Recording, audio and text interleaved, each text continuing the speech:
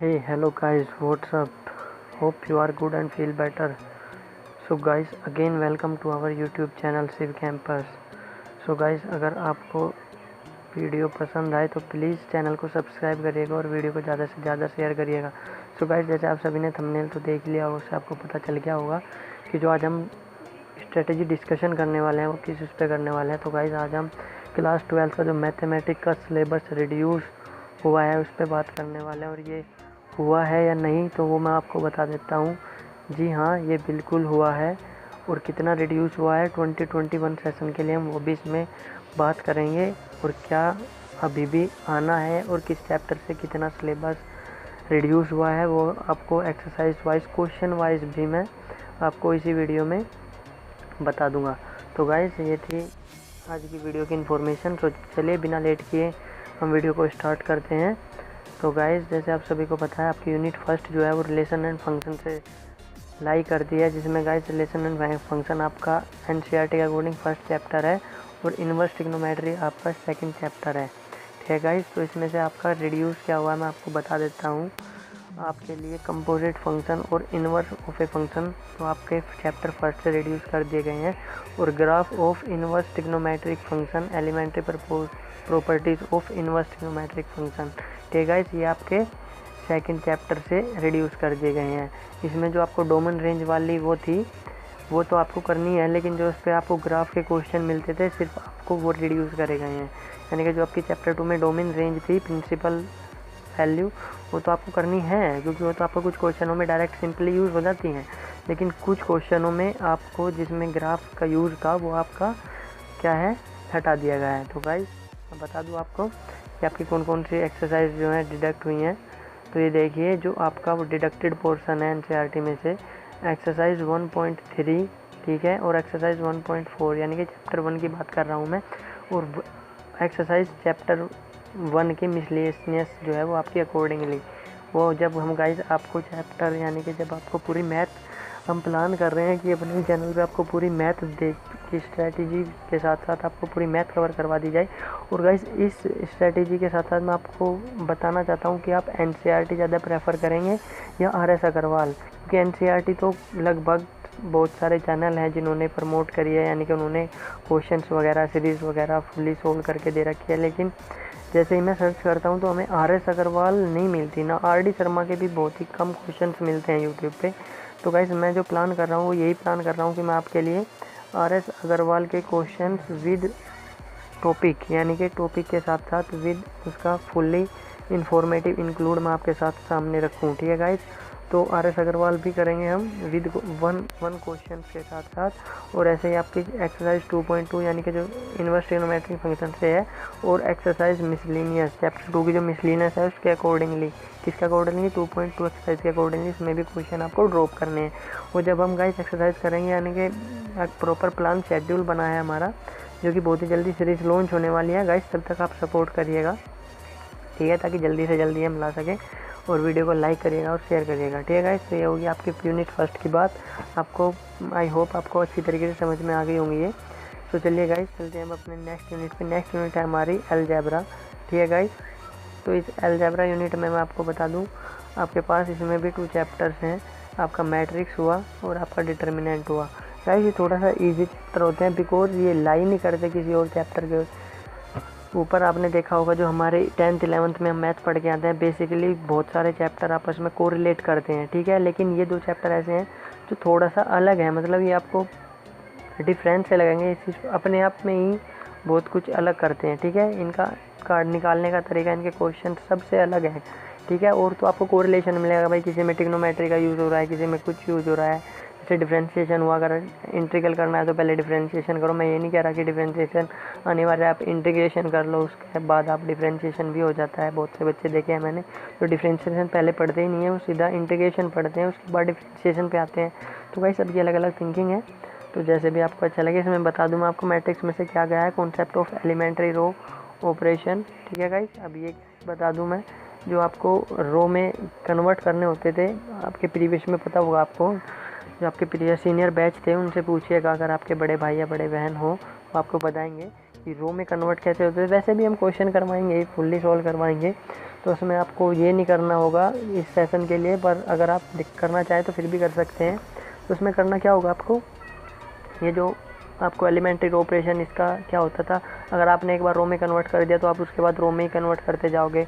कैसे भी करके आपको ए इनवर्स निकालना होगा, यानी कि इन्वर्टिबल मैट्रिसेस भी बोलते हैं। जब हम मैट्रिक्स पढ़ेंगे तो उसके बाद हम सारी डीपली इसको डिस्कस करेंगे, ठीक है guys. All matrices have real entries, ये आपको पता होगा, एंट्रीज बोलते हैं को, रियल एंट्रीज बोलते हैं, ठीक है। वैसे हम एलिमेंट्स बोलते हैं, एलिमेंट्स के अंदर रियल भी होता है, रेयर केस में कॉम्प्लेक्स भी होता है वैसे तो, पर हम एंट्रीज ही बोलते हैं उनको, ठीक है गाइस। ऐसे डिटर्मिनेंट की अगर हम बात करें यहाँ पे, तो डिटर्मिनेंट में आपको सिर्फ एक टॉपिक हटा है आपका consistency, inconsistency and number of solution, यानी कि अगर कंसिस्टेंस है तो कितने नंबर ऑफ सॉल्यूशन है, नो सॉल्यूशन है, वन सॉल्यूशन है, मैं इन्फिनाइट मैनी सॉल्यूशन है, ठीक है।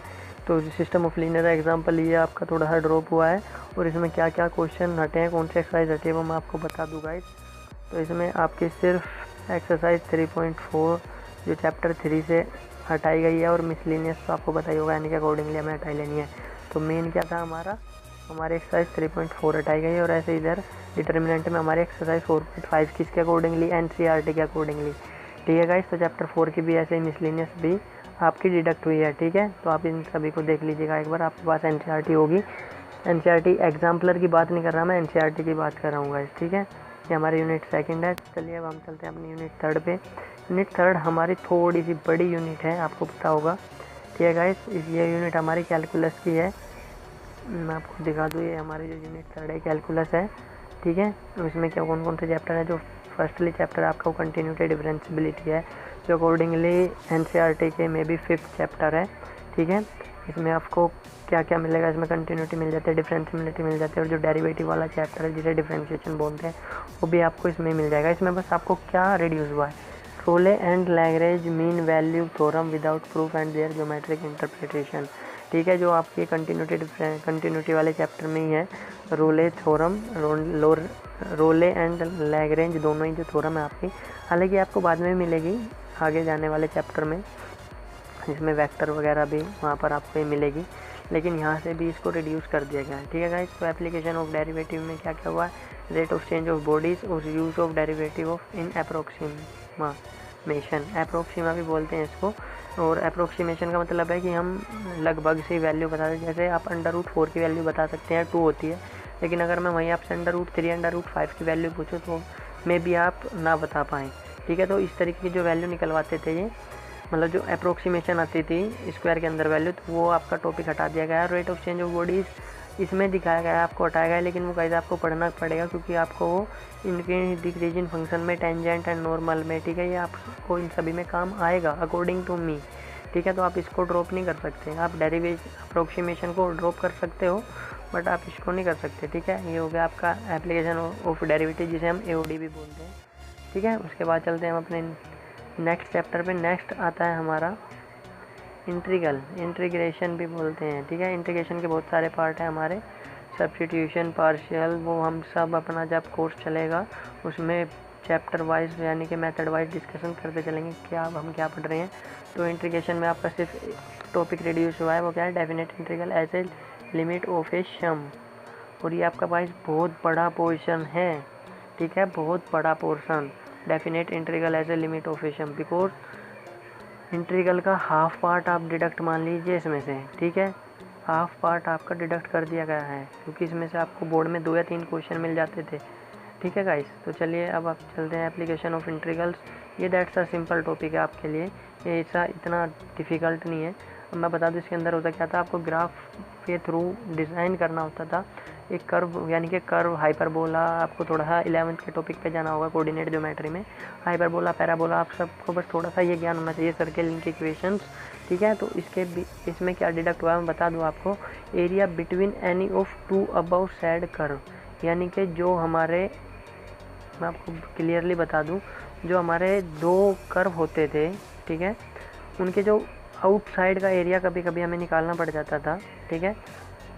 तो वो आउटसाइड का मतलब है जो 2 एरिया के जो बीच में, जो यानी कि कॉमन है दोनों में, हम वही निकालते थे, और बाहर का भी निकालना पड़ जाता था। तो इसमें क्या कहा गया है, जो आपके जो बीच का यानी कि जो दोनों में कॉमन है सिर्फ आपका वो कट हुआ है। जैसे ही आप चैप्टर पढ़ना शुरू करेंगे ना, आपको सब पता चल जाएगा कहाँ हाइपरबोला बन रहा है, कहाँ हाइपरबोला के साथ सर्किल बन रहा है, कहाँ parabola, right hand parabola, left hand parabola, upper parabola, lower parabola. ठीक है, हाइपरबोला के में भी एक दो क्वेश्चन हैं, वो भी एनसीईआरटी में तो वो भी नहीं है, आर.डी. शर्मा और आर.एस. अग्रवाल में है ये भी। ठीक है, तो गाइस ये हुआ आपका ये इंट्रोडक्शन एप्लीकेशन ऑफ इंटीग्रल के बारे में पता होगा आपको। उसके बाद आपका लास्ट चैप्टर बचता है कैलकुलस से, वो है differential equation. That's a very simple chapter. अगर आपने डिफरेंशिएशन और इंटीग्रल पढ़ लिया उसके बाद ये आपके लिए हलवा है। ठीक है, इट्स अ वेरी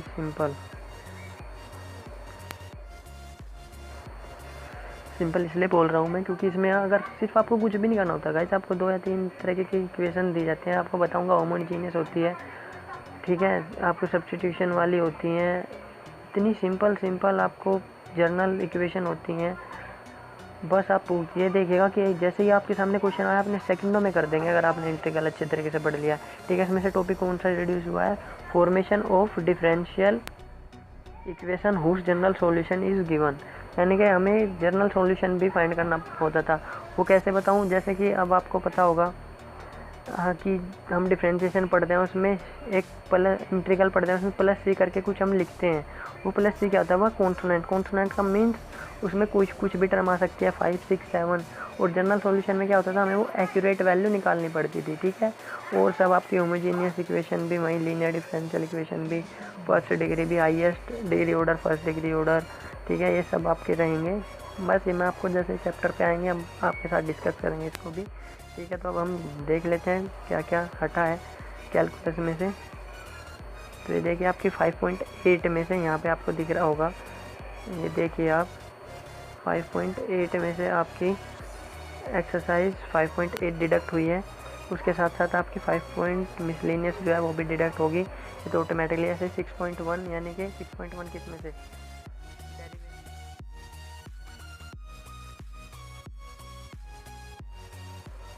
ठीक है, जो आपका उसके बाद चैप्टर था एक्सरसाइज 6.1 यानी कि application of derivative and according to NCERT discuss कर रहा हूँ मैं भी शायद। ठीक है गाइस, तो उसमें आपकी 6.4 डिडक्ट हुई है 6.1 यानी कि अप्रोक्सीमेशन वाली। सो गाइस प्रॉब्लम आ रही है थोड़ी सी, सो लेट्स कंटिन्यू।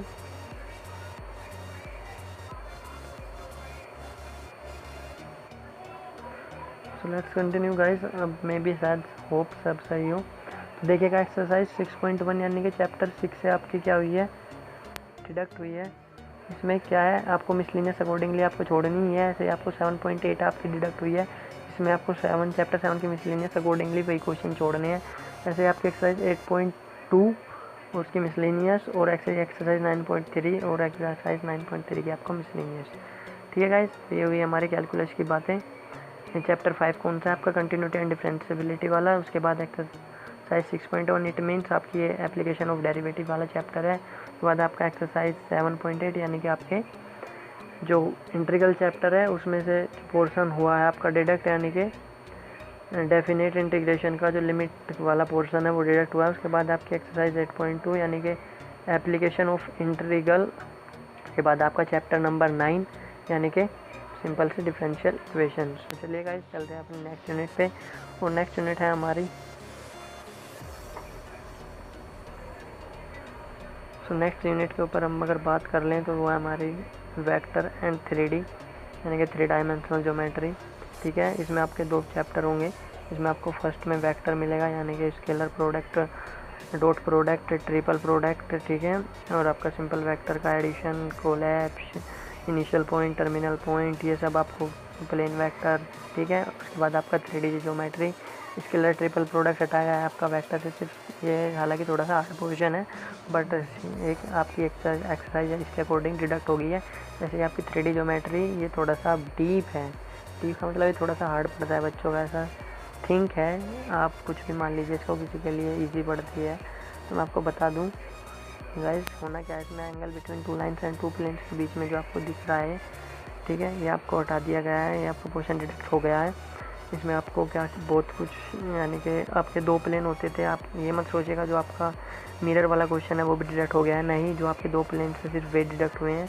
ठीक है। और जैसे हम चैप्टर पर आएंगे वो डीपली डिस्कस करेंगे। ये आपके लिए मैं PDF बना के नीचे कमेंट बार में पिन कर दूँगा, कमेंट बॉक्स में, डिस्क्रिप्शन बॉक्स में। सो आप वहाँ से इसको डाउनलोड कर लीजिएगा, ठीक है। सो अकॉर्डिंग टू एक्सरसाइज अगर हम बात करें तो आपकी एक्सरसाइज 10.4, ठीक है, सप्लीमेंट्री यानी कि स्केलर ट्रिपल प्रोडक्ट जो आपका चैप्टर है ये आपका हटा है। और मिसलिनियस में से जो भी क्वेश्चन आपके डिडक्ट होंगे, ऐसे ही आपके question based on angle between 2 lines and 2 planes, ठीक है गाइस। 3 प्लेन्स के भी 3 प्लेन्स वाले नहीं हुए हैं, सिर्फ 2 प्लेन्स वाले हुए हैं। 3 प्लेन्स वाले भी कम में भी 1 या 2 क्वेश्चन है वो आपको मिलेंगे, ठीक है। अब ये आपको तभी पता चलेगा कि 2 प्लेन्स वाले कर दिए, 3 प्लेन्स वाले क्यों नहीं करे। तो दैट्स अ सिंपल होते हैं क्योंकि हम उन्हें दूसरे वे में निकालते हैं, ठीक है। तो दैट्स इट, ये आ गई आपकी। और उसके बाद आपकी last unit 5 linear programming and जो लास्ट यूनिट 6 प्रोबेबिलिटी, ठीक है। LP में से आपका सिर्फ मैथमेटिकली सिंपल सा एक मान लीजिए आप हटाया गया है टॉपिक, वो था क्या, mathematically formulation of LP problems, यानी कि इसमें आपको 2 तरीके के रीजन मिलते थे। एक तो बाउंड रीजन यानी कि जो बाउंड, और एक अनबाउंड रीजन यानी कि रे के जो बाहर जाता हो। अनबाउंड मतलब जो इन्फिनिटिव तक लॉन्ग करे, वो आपका इन्फिनिटिव वाला पोर्शन हटा दिया गया है, ठीक है। कैसे तो हुई आपकी LP की बातें।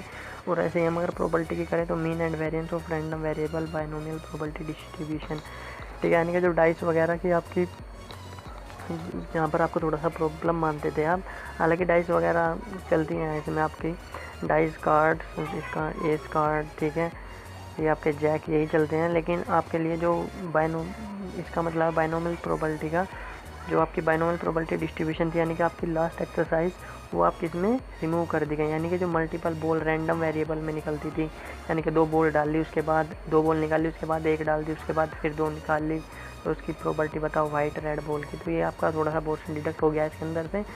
तो इसमें भी मैं आपको बता दूँ कौन कौन सी आपकी चैप्टर एक्सरसाइज हटाई गई हैं। सो 12.1 में अनबाउंड रीजन मैंने बता दिया आपको, जैसे कि ये हमारा क्वाड्रेंट हो गया, यानी कि फर्स्ट क्वाड्रेंट में आपका सपोज करिए यहाँ से और यहाँ से ऐसे कोई रे बनी, इसने ये सपोज करिए, उसके बाद आपका अनबाउंड रीजन आ गया।